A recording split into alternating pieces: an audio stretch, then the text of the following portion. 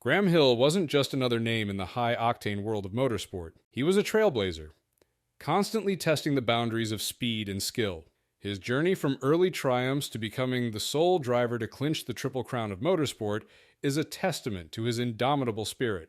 Hill's legacy is firmly embedded in the annals of racing history. Yet, just when his family began to breathe a sigh of relief with his retirement, destiny had a harsh twist in store when a fatal plane crash took his life. Here's what happened.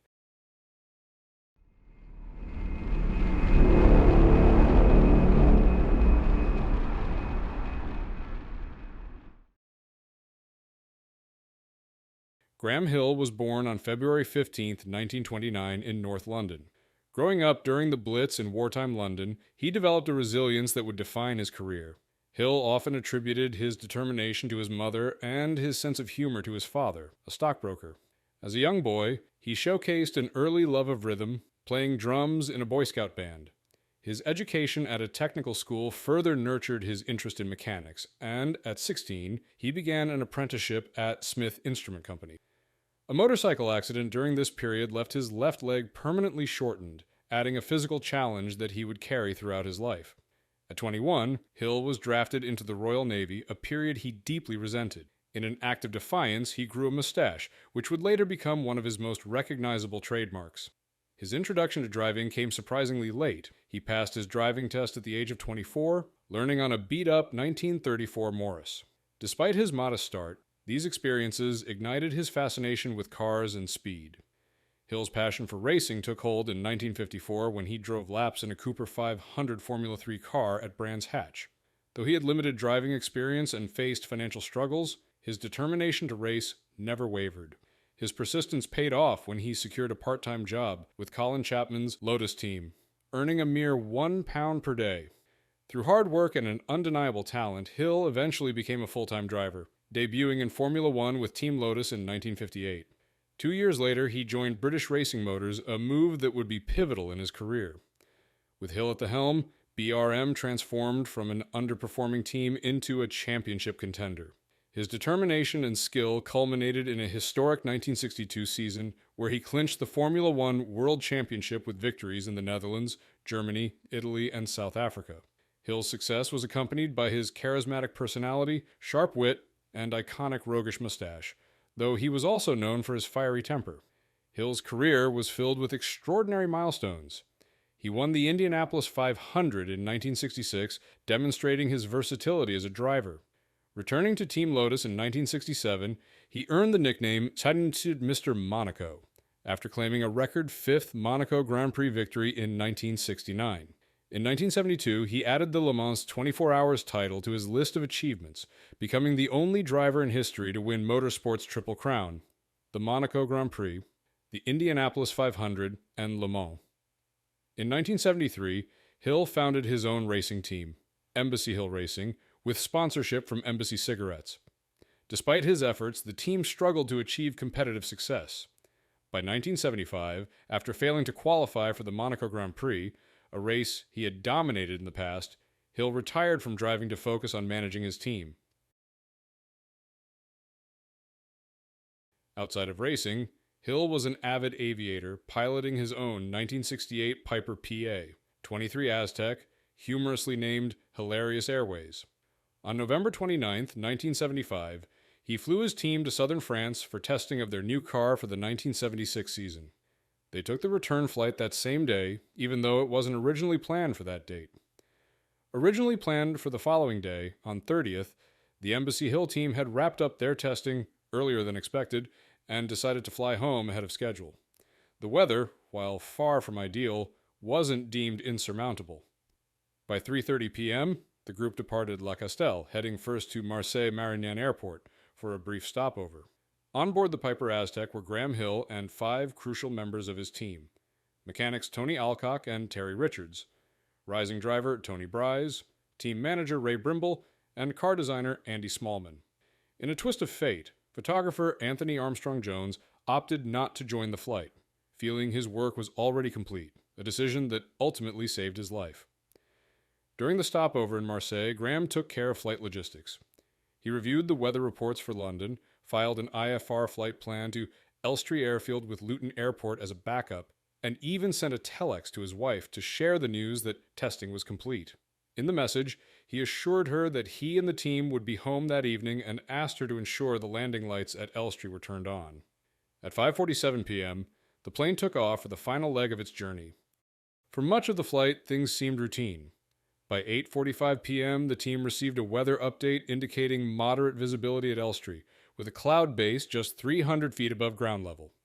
However, as they neared London, conditions deteriorated rapidly. Thick fog enveloped the area, reducing visibility to a mere 3,281 feet by 9:19 p.m. 2 minutes later, it dropped further to 2,600 feet. Graham, cleared to descend to 1,500 feet, found himself navigating a harrowing approach to Elstree under worsening conditions. In the fog's dense grip, Graham likely concentrated on locating the small airfield, straining to spot its runway lights through the murk. His focus on visual cues may have drawn his attention away from the plane's instruments, an oversight with grave consequences. At 9:28 p.m., the London approach controller attempted to contact the Piper Aztec but received no response. Just 3 miles east of Elstree and a mere 130 feet above its elevation, disaster struck. The plane, prepared for landing with its landing gear and flaps extended, clipped the top of a tree on Arkley Golf Course at an altitude of 460 feet. From there, it descended uncontrollably, hitting additional trees and rolling to the right. The right wing struck the ground and the aircraft plummeted into a small wooded area. The impact was devastating. The undercarriage was ripped apart. The red and white fuselage was mangled, and debris hung from the trees. Moments later, the plane erupted in flames, leaving nothing but charred wreckage. Inside, the 6 occupants were unrecognizable, their lives abruptly and tragically ended. Graham Hill, a 2-time Formula One world champion and motorsport legend, died at the age of 46 along with his team.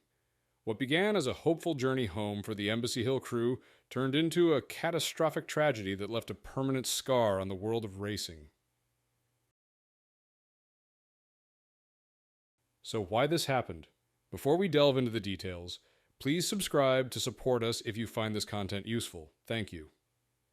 Now let's get back to the case. Several critical factors combined to create a perfect storm of circumstances that led to the tragic crash of Graham Hill's plane. The first and most immediate issue was the poor visibility caused by thick fog as the aircraft approached London. Visibility was severely reduced, which made navigation exceedingly difficult, especially when attempting to land at a small airfield like Elstree. The fog was dense, and the standard visual cues that pilots rely on to guide their descent and approach were obscured. As Hill descended towards the airport, he was unable to visually confirm his position relative to the ground, which compounded the risks of his approach. Compounding the challenging weather conditions was pilot error. On that fateful day, Hill was flying under VFR, which allowed him to rely on his eyesight and external references to navigate.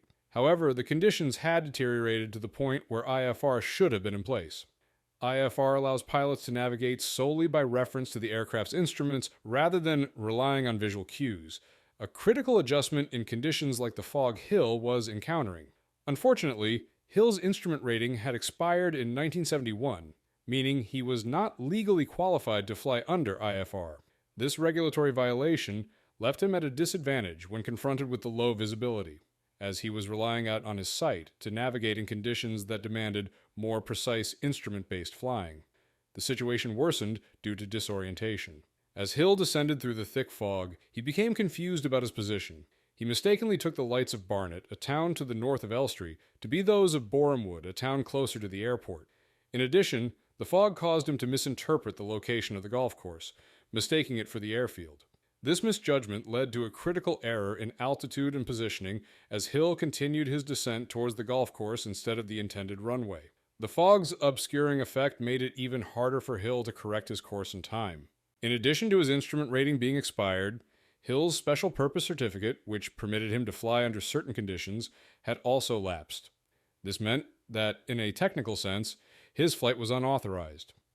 Flying with expired certifications significantly heightened the risks involved in the flight, as it meant Hill was operating outside the bounds of his approved qualifications. The report from the Accidents Investigation Branch, released in September 1976, also disclosed that the aircraft, despite being well maintained, was unregistered and lacked a national registration. The combination of these expired certifications, along with the poor visibility, disorientation, and reliance on visual cues instead of instruments, created a situation that proved to be tragically beyond his ability to manage. At the end of the day, Graham Hill's unfortunate mishap is a not-so-gentle nudge to pilots everywhere. Keep your paperwork up to date, follow the rules, and always be ready for Mother Nature's curveballs. Because, let's face it, you don't want to end up in a foggy mess.